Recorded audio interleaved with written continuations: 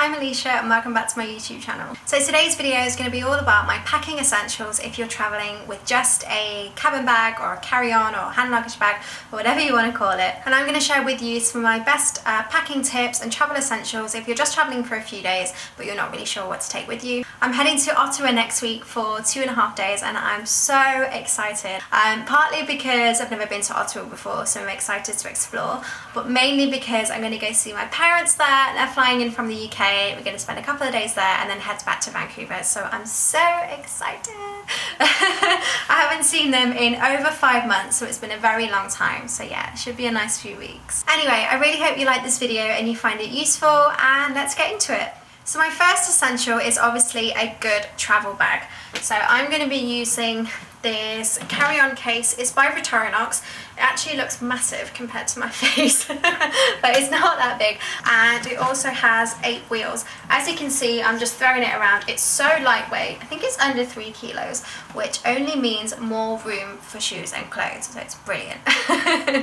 I absolutely love the design. It's a gorgeous red colour and it's a hard case, which means it's waterproof and quite durable. The thing I love most about it is the inbuilt pockets and just how practical it is and how good it is for organising everything. So you've got some pockets at the front to hold things like chargers, you've got a zip pocket which is great for any laundry, and also it's got 2 dividers that you can insert in there. You've got a mesh divider which kind of just separates everything, and also this one which it just like zips into the bag, and it's got a space for your iPad and your laptop, and it's just good because it means that when you're kind of traveling through the airport and you don't want to have a really heavy handbag, you can put your laptop in here. It's really easily accessible, and it'll keep it nice and safe. I'm also going to be taking my handbag with me. This one's a really good size. I've had it for a few years now, but it's still going strong and it's nice and sturdy. So most airlines will actually allow you to take a cabin bag and also a personal item, so like a handbag or rucksack or a camera bag or a laptop bag or something like that. So if you can, just make the most of the space because it just means that you can take more with you. If you're traveling on a budget airline like the ones in Europe, I know that they are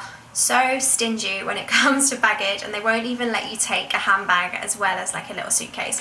So in that situation, I recommend taking a little bag like this. It's a good size. You can just carry your phone, your purse, your passport, any like little essentials, and it just keeps it nice and organized. So what you can do is just as you're about to get on the plane and they check how many bags you have, you can just like stuff it in your carry-on, pretend that you only have 1 bag, and then when you got on the plane you can just take this out and you've got everything you need. I know you're not really supposed to do that, but I don't really know what they expect you to do because it's so unpractical not to have a little bag. Girls don't have big pockets like guys. Like, we can't just throw everything in there.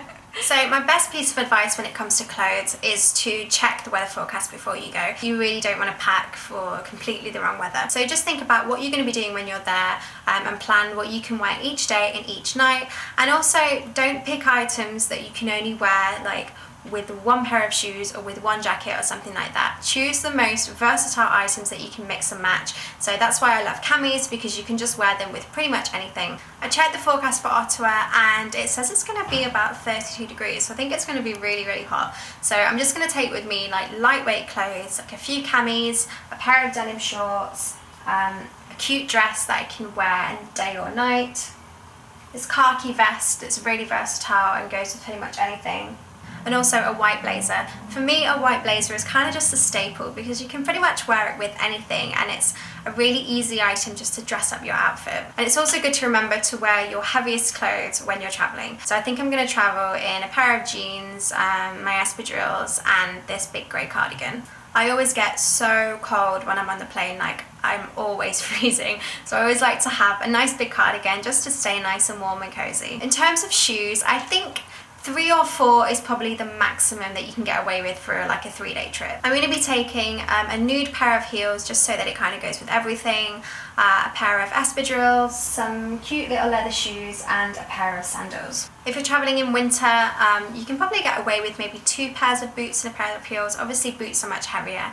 I also don't recommend buying brand new shoes and then wearing them when you're traveling or when you're at your destination. Trust me, I've done it before, and big fat blisters really are not nice. Like, then your feet just hurt for the rest of the holiday, and yeah, it's just not worth it. My best packing tip is to roll and not fold. So, well, no, fold first, but then roll it up as tightly as possible. It just means that you can make the most of the space that you've got. In terms of beauty products, this is where it does get a little bit hard, especially if you tend to use a lot. So the beauty items I'm going to take with me are, of course, deodorant, some hair serum, shampoo, conditioner, mini hairspray, contact lens solution and spare contact lenses just in case, a day cream, toothpaste of course, and your toothbrush, and also a cleansing lotion just so you can take off your makeup. If you don't want to spend loads of money on miniatures, a really good idea is to buy these little travel bottles. They were really cheap. I think they were like maybe $5 for a pack of 4. And these are just 100ml bottles, so they're travel friendly. And you can put like shampoo, moisturizer, cleanser, that kind of thing, and use the existing products that you've got. It's also a really good idea to write on the side in a permanent marker exactly what it is, just in case they want to know and they want to check it. Another good thing to remember is that if you're overweight,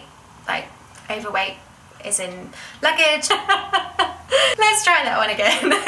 If your bag is overweight, you can always buy some products at the airport. So after you've gone through security, after you've weighed your bags, you can buy like mini or full-size shampoo, conditioner, moisturizer, that kind of thing.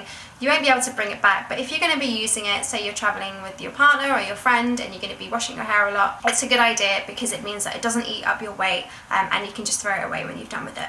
Now this is my makeup bag. Normally it's like overflowing and I can't close it, but I always make it a rule when I'm traveling that I have to be able to zip it up. I've just got kind of the essentials, so I've got like a little highlighter, contour palette, I've got my foundation. This bottle isn't actually too big, but for the large bottles you can get the tiny travel containers and you can just pour some into that, so it means that you're not carrying a big glass bottle around.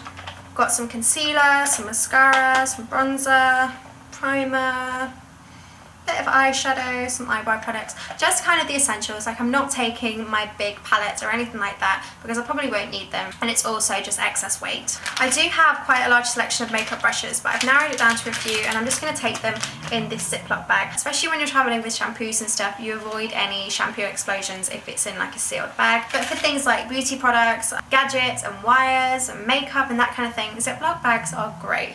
In terms of accessories, try to keep it simple and don't take too many things. If you're only going for a few days, you can probably get away with like just a watch, some rings and just some simple jewellery. I quite like chunky necklaces. I've got this one on now, and I think this is probably the only one I'll take with me.